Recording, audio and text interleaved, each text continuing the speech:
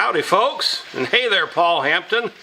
Well, I have a question to ask you, sir. What do you consider a cruising axe? Would you consider this beautiful True Temper Kelly Works flint edge with an 8.5 inch tip to tip, so to speak, blade that's 2.2 pounds? Would that be considered a cruising axe?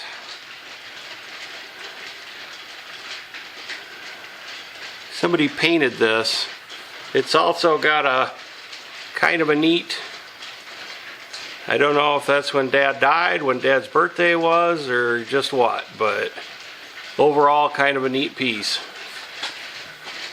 Here we have another True Temper Kelly Works flint edge.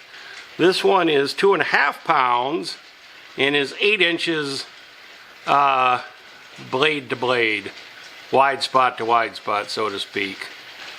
I want it known, none of these, I haven't worked on any of these yet. These are all as found. But Flint, True Temper, Kelly Works made a nice product. This one's kind of a cool piece. This is a 2.2 pound Powercraft brand, which was the Montgomery Ward's store label. Again, we've got 8 inches from blade to blade, 28 inch handle, very svelte, very lightweight, very nice little piece. Powercraft. Next up, we have a 2.2 pound True Temper Kelly Works Red Warrior brand. We've got 8.25 inches from blade to blade. The sad thing about this, I don't know how well it'll show up, but this is actually the handle for a full-sized double bit axe. So, kind of like putting a 10-ounce hammerhead on a 30-ounce hammer handle. It's just not right. Just not right at all. And lastly, in the what I think would be considered cruising axes is this Collins. I can find no weight on this. This little gem, we've got just under 8 inches from edge of blade to edge of blade, and a really snappy looking red handle somebody's painted.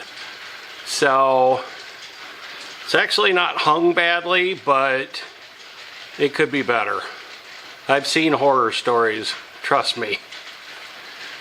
I wanted to show two others just to give you guys an idea of how small those preceding axes were. This is a True Temper Kelly Perfect. You can tell it's a Perfect because it has these stylish cheeks.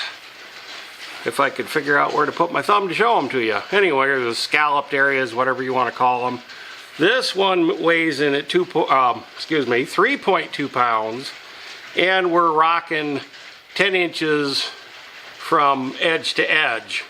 And here's one of the horror stories mentioned before.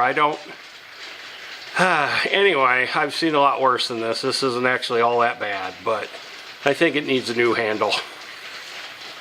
And lastly, and this one I'd like some help on if you know anything, Paul, or anybody else, but this is another True Temper Kelly Works flint edge.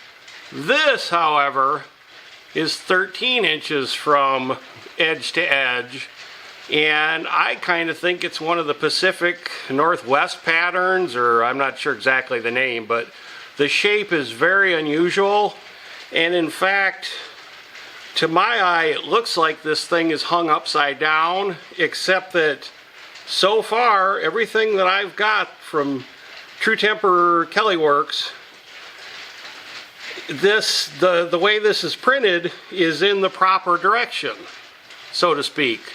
So as if you were looking at this axe, facing me right now, the logo is readable, and the handle normally would be off to your right. Well, except for one thing, most double bit axes I'm familiar with, the top has a curve to it, but it's generally a lot less than the underside. So this part would normally be more curved than this part. To my eye, this is just absolutely backwards. I don't think they're quite even. Maybe they are. But anyway, Paul, I hope you enjoyed this. My little tour of a small part of my axe collection. I got a chuckle out of the thought that you thought I only have one of those maybe. But anyway, if you know anything about this, anybody, Paul, anybody throw their words in the comments. Please let me know if there's an official name for this. Thank you for watching, folks.